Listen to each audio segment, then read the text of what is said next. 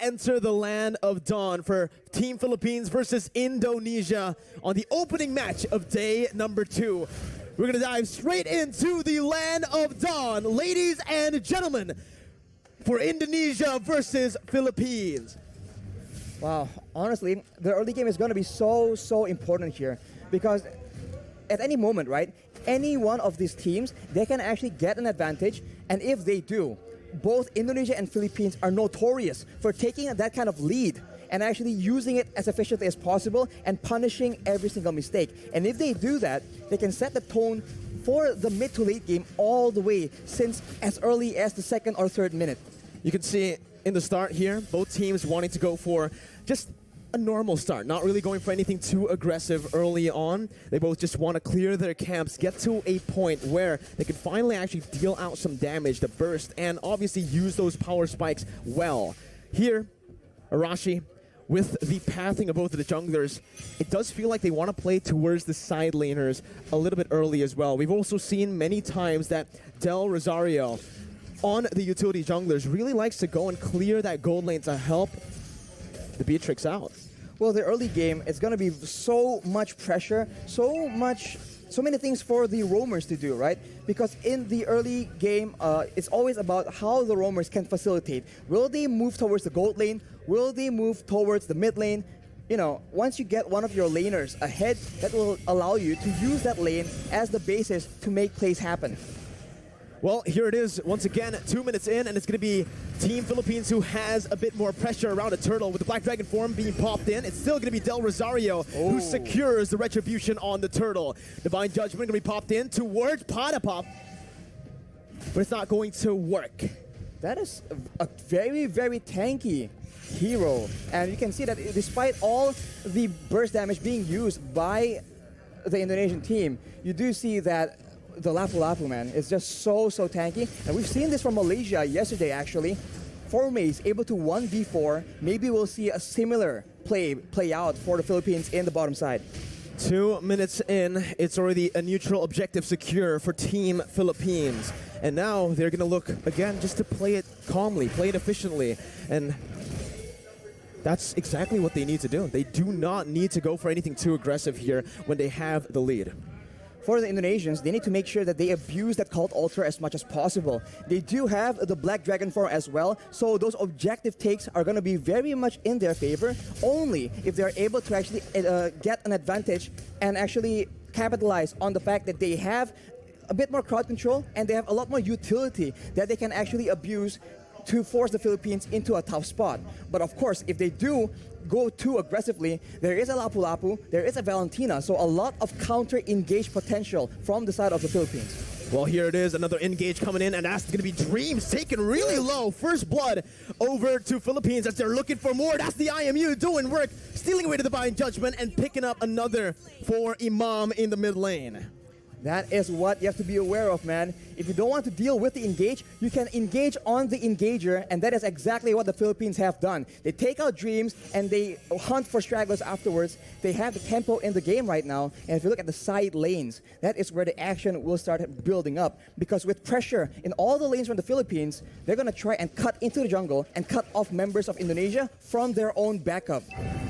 I just really like how Soriano is taking this lane, is approaching this lane, this matchup, right? Up against the Melissa, he knows exactly that he is going to lose out if he goes for these trades, if he goes for these 1v1 duels. So what he does is he swaps over to the Bennett just to clear out the waves, rotates over to help this team, and simultaneously gets even more gold because they're trying their best to actually funnel as much towards Soriano. And if Soriano gets a bit more items, he can very easily start poking down members from the side of the Indonesians because there's only one real tanky frontline member in Psychots, and if he is too low for a fight, it's going to be very difficult for the Indonesians to try and contest any kind of objective. Well, ladies and gentlemen, here, Villa Luna in the gold lane. They're looking for some plays here up in the gold lane. The gold lane for sure has been the target for a lot of players, but here we go, Bruce Passion. Soriano picking up a kill, and now Dreams is going to be very low. Gets out just barely here, but you can already see the cut coming in from Del Rosario over the top side. There's the flickers over under the tier 2. Dreams not using flicker just yet. Very wise to save that flicker, as he did have a bit of backup. Oof, as we called it out, man, the side lanes. There you go. Indonesia just a bit too late, a bit too behind when it comes to that pressure, and the Philippines absolutely capitalize and punish anybody who doesn't want to back away from their first turret, and they have taken the first structure, the first objective, and with that, they will have a lot more areas on the map to make plays around, and they do have a lot of very good catch. This is it, Arashi. This is the meta that we have been mentioning about. The ultimate bonding experience where they group up as 5 into the mid lane. They start to just put in a lot of mid pressure so that they can actually have more room to play in the side waves. 4 members grouping up and always just dap-a-dap in that XP lane solo. Villa Luna right now, though, has completed that Radiant Armor. That item reduces damage when it comes to multiple instances of damage. So against a Faramis, against a Kaja or the Gusion, it's going to be very good, but look at that. Big potential over to Del Rosario. He comes in using so much damage with the Appraiser's Wrath, taking back a whole lot of HP and outplaying the situation, turning it completely around. It's looking bad for Indonesia, as that's going to be the 3rd turtle over to Philippines with no trades on the board, no turrets, no kills so far. They put a trigger on that play with the objective to try and force the Philippines' hand, but instead the Philippines has all the answers. A tanky front line, 2 tanky front lines in fact, and a lot of utility to ensure that their member stays alive, and afterwards they can just chase and take out members of Indonesia one by one, and even then, they go for the pressure, and it seems like the Indonesians, they have to try and make a huge play happen or a massive pickoff, but it's going to be very difficult because the positioning from the Philippines is way too good. The setup, the positioning, and the trigger instantly onto Psychots, picking him up, baiting Indonesia over to that bottom side to pick up a free turret and 2 free kills in the process. It does feel like so far in this game, the Philippines are a step, maybe even 2 steps ahead of Team Indonesia, as Dream's gonna get knocked up. Imam looking for that follow-up, just to zone Indonesia away from the tier 2 as they look to start sieging down on every single turret. The damage difference right now from both teams is just so difficult to deal with. We mentioned how there's only 1 real frontline on the side of Indonesia, and look at what happens to him in a big fight. He gets taken out. The cult altar is so non-existent. The Philippines are able to just burst through it and go on with their day. Soriano right now with the Malefic Roar completed. That is a lot of penetration on top of the already insane amount of damage and burst that the Beaches can bring to the table. This is what Philippines loves to do when they're ahead, right? They use the distraction that is Dapadap, who's practically currently unkillable on that Lapu-Lapu. They use him as a distraction in the side lane, solo, picking up a turret. Meanwhile, they set up on the other side. Usually, they like to play on the opposite side and use the conceal to catch the enemies off guard. But there, you can see, again, a curveball thrown over to Indonesia, or maybe Indonesia have done their research onto how Philippines likes to play with the lead. They take another step ahead, and they think 2 steps ahead of Indonesia. Right now, again, it's going to be Divine Judgment coming in, but it's all onto the frontliners with a lot of the resources burnt out. It's going to be Psychots who jumps in and finishes off Soriano in the back lines, splitting Philippines in 2. Imam now flickering out, getting to safety, but all that was for the Lord. It's a 2-for-1 in the end. 2 kills over to Indonesia for a Lord take. Arashi, who's it worth for? Oof, I think considering the fact that the Philippines are so ahead and they are focusing now more than ever on taking all those structures away from Indonesia, I think the Lord will be very, very beneficial. Unfortunately, they lose their gold leaner as well, which is not ideal. But if you take a look at the items right here, he is on 7,300 gold. As we mentioned, BOD and straight to a Malefic Roar, ensuring that anyone getting caught in his ultimates will get absolutely decimated.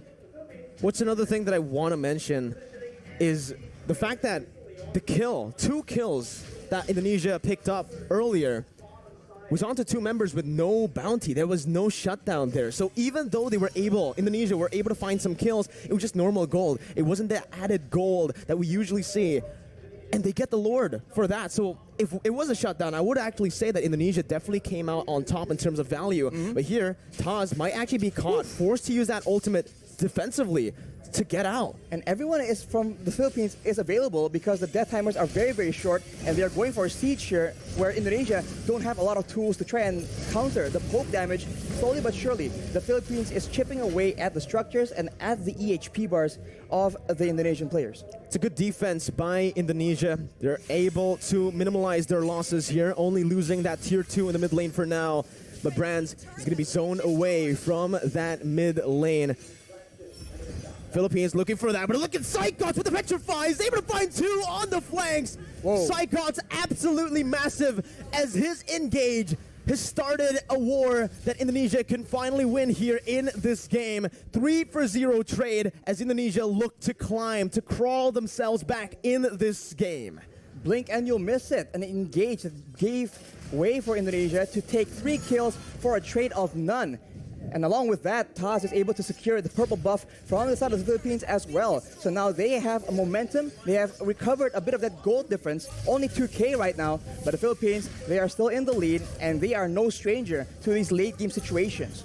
Dreams opening up the map just a bit. Going to be chunked down by Del Rosario, but he is going to be able to back off without having anything taken away. Honestly, looking at it right now, Rashi, Indonesia, their main win condition, we thought it would be Brands on that Melissa. We thought it was going to be the Gushin on the hands of Taz, but it's actually Psychots, the man that has been doubted so many times by everyone. By the public. I mean, this man has had a very lackluster season in his last performance. That was a performance in the last season, actually, rather. But here, knowing that Indonesia are relying very, very heavily on a very reliable engage. His Yuzong has been critical, but after 2 engages, will Philippines fall for the same trick twice? Divine Judgment over the Dreams. That's going to be the front liner taken out. That's going to be that. Oh my god, so much damage onto the Lapu. Unfortunately, won't be enough though. And now Indonesia, they're actually backing away, and it will be waiting for the Lord take. And Philippines, they are so good at the Lord dance, going back and forth, waiting for their opponents to make a mistake, and with such a long range basic attack on their Beatrix, they can do better. That's what they were waiting for. The Black Dragon form now baited out. Psychots with a Petrify onto Soriano, who's forced to flicker out, but Psychots jumps in. 1v4, soaking in all the damage and sustaining back up. Top it up, gonna be taken down by Brands, and that's another kill over to Indonesia, who were able to play with the death timers of Dreams really well, with them now respawning. They've taken back the lead if they actually can secure the Lord, which they should be able to. Free Lord over to Indonesia. They're not stopping just yet though. Concealed play from Indonesia. They back off. Back off for now, as the orange buff will be contested as well. So the Philippines are now on the back foot. And if you look at the composition, in a way, right, in the big team fights, there's a lot more DPS and utility available in the hands of the Indonesians. After that play, they go for the purple buff as well, and the Philippines have a huge problem on their hands. The Black Dragon form will last for way too long. The Guiding Wind was used to try and buy some make some distance, buy some more time, but it was not enough. The Philippines must come up with a different solution, a different answer. A momentum shift in the 13th minute of the game, and now it's Philippines who have their backs against the wall with the Enhanced Lord marching in that top lane. Evil's Legends here, Team Indonesia, are going to look to try to siege them down. Psychots once again with a Black Dragon form as Del Rosario tries his best to keep Psychots at bay. The damage comes through once again for the siege to take place, but that's going to be Dapadap who jumps in with the Bravest Spider. But it's going to be a good disengage from Indonesia, backing off knowing that they have found some value. They've taken every single tier 2 except for the bottom lane. And look at how Psychots is playing around with his Petrify, man. He goes in for the Black Dragon form, but he doesn't always use that Petrify. And when you think about it, the Petrify is what makes these engages so dangerous. It guarantees the Furious Dive knockup, and that is what allows Indonesia to just be a lot more elusive. And as we talked about it earlier, this is what is so dangerous. They can feint around, act like they're about to engage a fight, and then back away. The Philippines need to identify the right moment and then adjust accordingly. Do they want to go and fight after the Black Dragon form is down, or do they want to just stall? Villaluna with that circling eagle over the Brands, but it's going to be baited in with the Cold Ulcer placed as well. Soriano targeted by the flanks, and that's going to be Taz who picks up the Beatrix. Soriano taken down. Brands in the midst of it all, still life stealing with his spider. Brands is massive. He is an absolute beast as he wins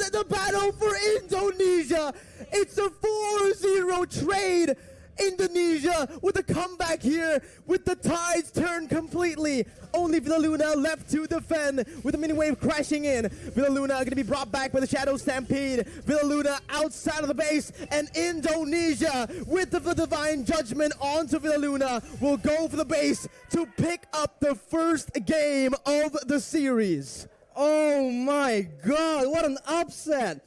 It looked like the Philippines were going to cruise to an easy victory, but the Indonesians pull through. 1-0 right now, and they have shown